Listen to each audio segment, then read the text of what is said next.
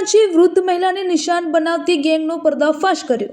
રિક્ષામાં પેસેન્જરનો સ્વાંગ રચી સોનાના ઘરેણાંની ચોરી કરતી ગેંગ ઝડપાઈ।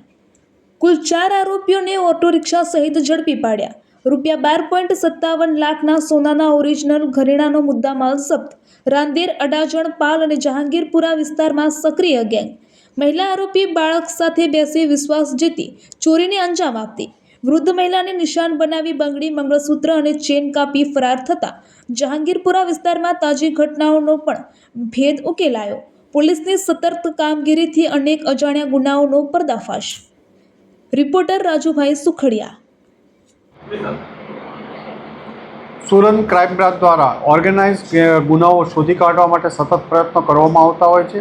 આવા જ એક પોલીસ ઇન્સ્પેક્ટર જેજી પટેલ અને એમના પીએસઆઈ ડીજે સિસોદિયાને એક બાતમી મળી હતી કે સુરત શહેરમાં રિક્ષામાં પેસેન્જરોને બેસાડી અને જે વૃદ્ધ લેડી હોય એમના દાગીના ચોરી કરવાના ઘણા બધા બનાવો રજીસ્ટર થયેલા હતા।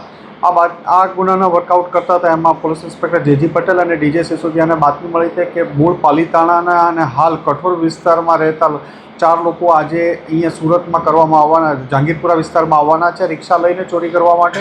આ બાતમી આધારે એમને પકડી પાડ્યા અને જેને પકડી પાડવામાં આવ્યા તેમાં 4 ઇસમો મળ્યા: કાશીરામ સોલંકી, શંકર સોલંકી, ગૌરીબેન સોલંકી અને અરવિંદ ધડુક।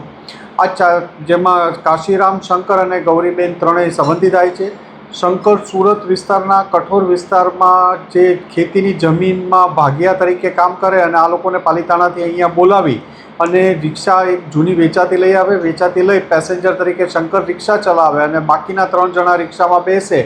ગૌરીબેન પોતાના 1.5 વર્ષના બાળકને સાથે લઈ અને બેસે અને જે પેસેન્જર વૃદ્ધ લેડીઝ હોય એને ટાર્ગેટ કરે, એમને વચ્ચે બેસાડી અને એમના ઘરેણાં કટરથી કાપી લેતા હતા। એમાં કોઈ બંગડી, ચેન, અલગ મંગળસૂત્ર વગેરે બનાવો કાપવાના 3 ગુના હમણાં તાજેતરમાં દાખલ થયેલા છે।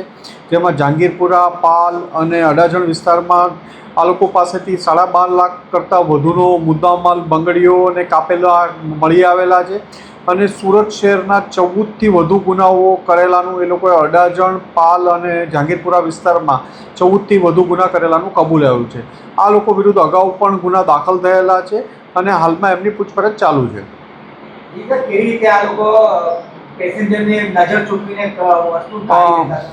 પેસેન્જર રિક્ષા શંકર રિક્ષા ચલાવે અને બાકીના 3 જણ પાછળ બેઠા હોય। એમાં ગૌરીબેન પાસે 1.5 વર્ષનું બાળક હોય એટલે રિક્ષામાં થોડું આગળ પાછળ બેસવાનું કરે અને આ જ્યારે બેસવાની ઓલી જગ્યા બનાવવાની જગ્યા ચાલતું હોય ત્યારે બીજા એના નજર ચૂકવીને ઘરેણાં કટરથી તરત કાપી લેતા હતા।